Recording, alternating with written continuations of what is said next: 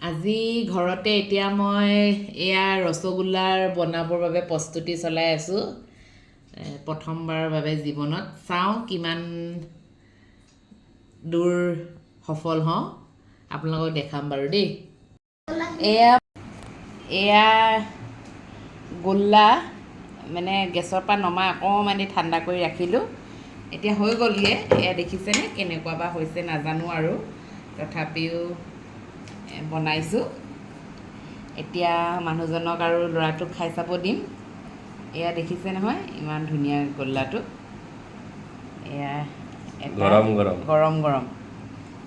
আৰু এটা দি দিওঁ কিমান হেৰি ঢিলা হৈছে দেখিছানে কিমান চফ্ট দেখিছেনে কিমান চফ্ট হৈছে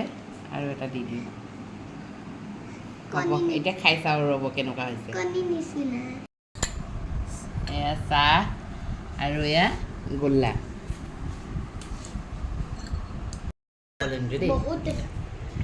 এইটো চাওক গোল্লাটো এইটো মই লৈ দেখাইছোঁ চাব দেই এই চাওক কিমান কোমল আৰু স্পঞ্জি টাইপ হৈছে চাওক এই চাওক এই দেখিছেনে এতিয়া মুখত দিছোঁ গলুৱে গৈছে